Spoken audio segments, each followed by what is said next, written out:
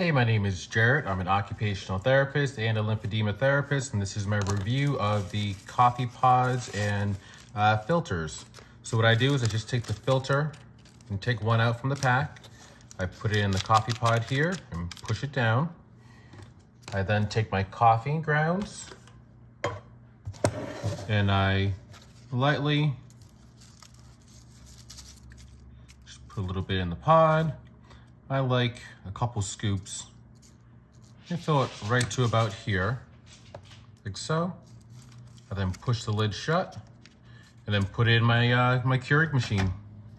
Easy as that. I've used these for about 2.5, 3 years now in general, the coffee pods and the coffee filters.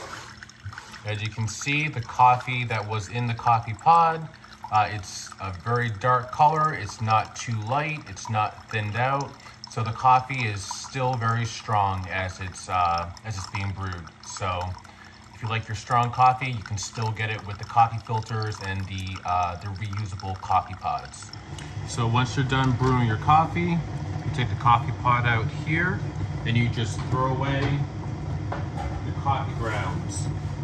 If you're wondering how long these last, I've had this one for about 6 months.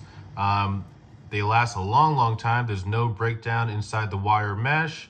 And with the coffee filters, you know, once again, you use one per use or one per coffee brewing session. And they last for as much coffee as you drink. I really enjoy it and I hope you guys take a look.